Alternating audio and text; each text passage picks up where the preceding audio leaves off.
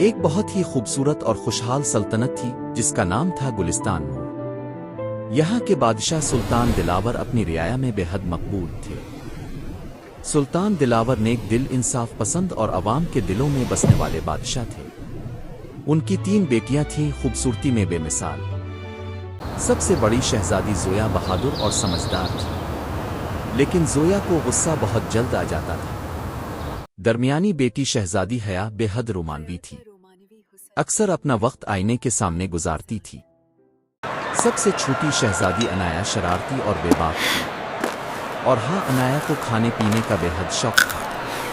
ان کی والدہ کا انتقال بچپن میں ہی ہو گیا تھا، اسی لیے سلطان دلاور نے تینوں بیٹیوں کو ماں اور باپ دونوں کا پیار دیا۔ لیکن محل کے اندھیروں میں ایک دشمن چھپا ہوا تھا، سلطان کا چھوٹا بھائی شجاعت۔ شجاعت کی نظر تخت و تاج پر تھی۔ وہ چاہتا تھا کہ اس کی گھمنڈی بیٹی نازنین سلطنت کی ملکہ بنے۔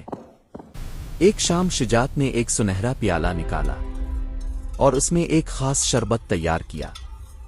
اس شربت میں اس نے ایسا زہر ملایا جو آہستہ آہستہ جان لے لیتا ہے۔ شجاعت مسکراتے ہوئے بولا، بھائی جان، یہ خاص کیسر والا شربت میں نے دور مکھ سے منگوایا ہے، اسے پیتے ہی اب کی ساری تھکن دور ہو جائے گی۔ سلطان دلاور نے معصومیت میں وہ شربت پی لیا۔ کچھ ہی دیر میں سلطان کی طبیعت بگڑنے لگی، چہرہ پیلا پڑ گیا اور وہ بستر سے لگ گئے۔ شاہی حکیم بھی حیران تھے، یہ کیسی بیماری ہے وہ سمجھ ہی نہیں پا رہے تھے۔ تینوں شہزادیاں اپنے والد کے پاس بیٹھ کر رو رہی تھیں۔ اب شجاعت نے اپنی اگلی چال چلی۔ وہ بولا، میری بچیوں مت روا، تمہارے والد کو بچایا جا سکتا ہے۔ ایک جڑی بوٹی ہے ہتنگال، جو لکمل جھیل کے پاس اگتی ہے، اگر وہ لا کر سلطان کو پلا دی جائے تو وہ ٹھیک ہو جائیں گے۔ عنایا نے آنسو پونچھتے ہوئے کہا، چچا جان، ہم ابھی جائیں گے، چاہے ہمیں سمندر پار کرنا پڑے، ڈائنوسار سے لڑنا پڑے، ہم اپنے ابا کو مرنے نہیں دیں گے۔ شجاعت دل ہی دل میں ہنسا، وہاں کوئی جڑی بوٹی نہیں، صرف تمہاری موت ہے۔ تینوں شہزادیاں گھوڑوں پر سوار ہو کر روانہ ہو گئیں۔ حیا نے اپنے گھوڑے پر 3 بڑے بیگ لاد رکھے تھے۔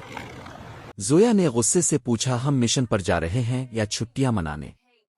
حیا بولی، اگر کوئی ہینسم شہزادہ ملا تو؟ کیا میں جنگلی کپڑوں میں ملوں؟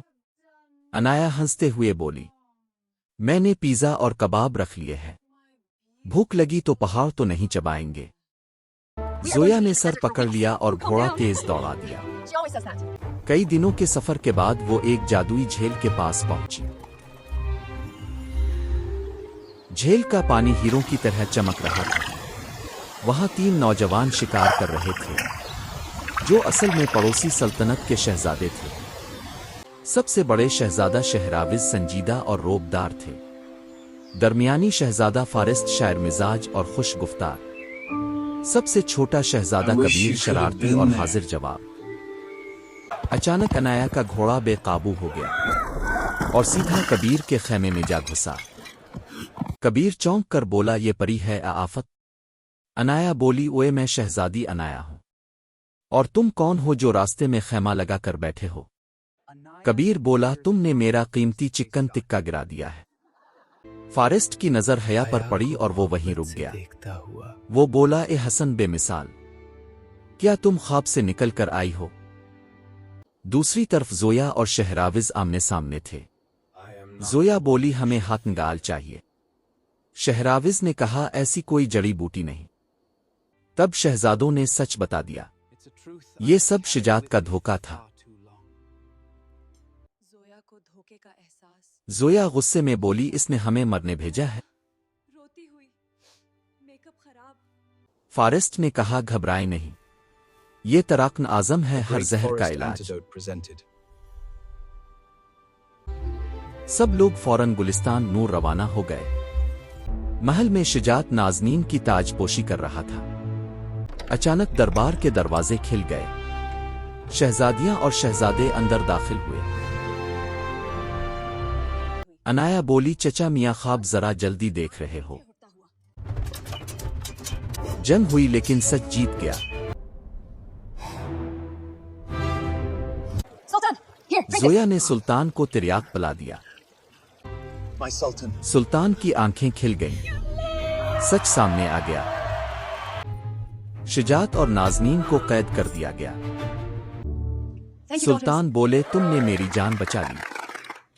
عنایا ہنستے ہوئے بولی کبیر میرا پیزا ابھی I'm ادھورا ہے۔ cooking. کبیر مسکرا کر بولا اب پوری زندگی ساتھ کھائیں گے۔